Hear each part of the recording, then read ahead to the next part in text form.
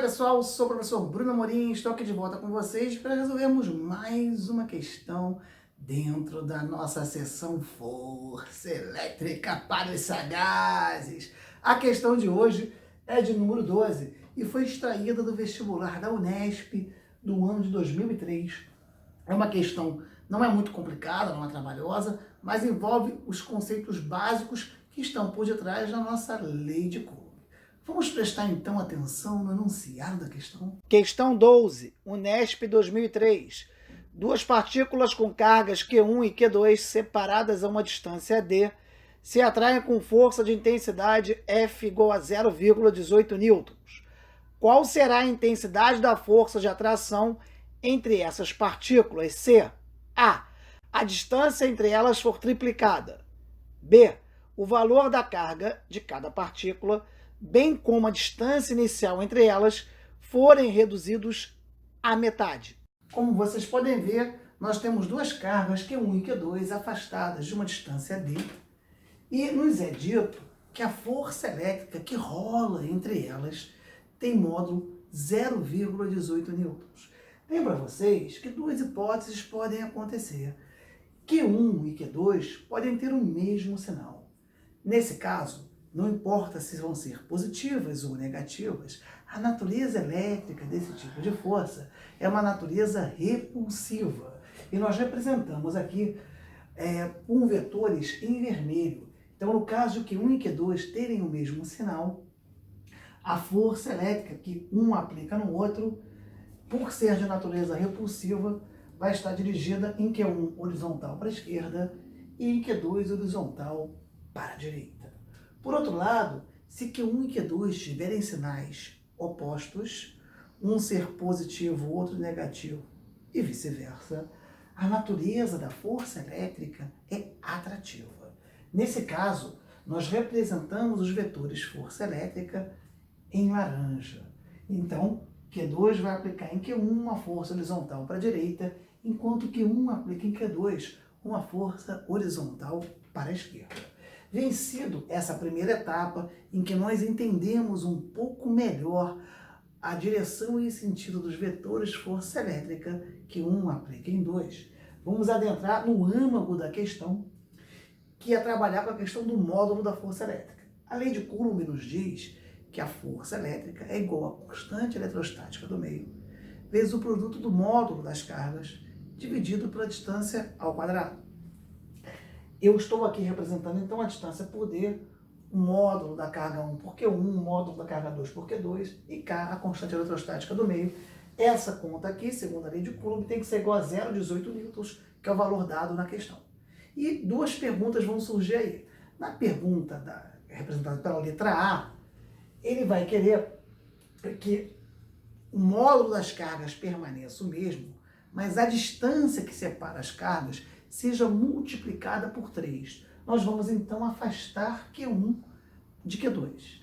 Ora, quanto mais distante as cargas estejam, o valor da força elétrica cai, porque a força elétrica é proporcional ao inverso do quadrado da distância.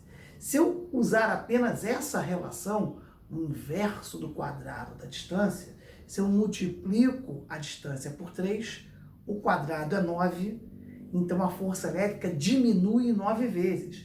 Nota que aí eu não precisei nem trabalhar diretamente com a lei de Coulomb, com a fórmula toda, apenas com a relação dela ser diretamente proporcional ao inverso do quadrado da distância. Então, se a distância triplica, o quadrado é 9 vezes, mas como é o inverso, a força cai 9 vezes. Mas vamos fazer o tradicional aqui com vocês. Eu vou escrever a lei de Coulomb inserindo justamente essa informação da distância C3D. Então, a força elétrica nessa nova situação é K, Q1, Q2, sobre, em vez de D ao quadrado, 3D ao quadrado. 3 ao quadrado é 9, e eu vou separar para facilitar a nossa compreensão. Então, isso aqui é igual a K, Q1, Q2 sobre D ao quadrado, vezes 1 sobre 9. Agora, K, Q1, Q2 sobre D ao quadrado é aqui, ó, foi dado, 0,18 newtons. Então, basta substituir isso aqui por 0,18 e dividir por 9, ou multiplicar por 1/9, mesma coisa. 0,18 por 9, 0,02 newtons. Ora, como eu tinha falado para vocês, o efeito de eu triplicar a distância, mantendo as cargas as mesmas, é que a força elétrica irá cair 9 vezes, saindo então de 0,18 para 0,02 newtons.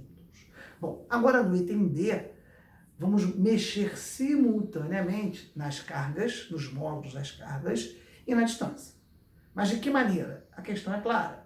Nós vamos dividir o módulo de cada carga por 2 e vamos também, em vez agora de afastar, aproximar as cargas de forma que a nova distância seja a metade da distância anterior. Bom, vamos então substituir os valores dados. Então, no lugar de Q1, vai ficar Q1 sobre 2, no lugar de Q2, Q2 sobre 2, ou seja, estou trabalhando com a metade do módulo das cargas, e no lugar de D vai ficar D sobre 2 ao quadrado. É isso. Bom, então a nova força elétrica, dos ninhos que eu estou chamando, vai ser K, Q1 sobre 2 vezes Q2 sobre 2, todo mundo dividido por D sobre 2 ao quadrado.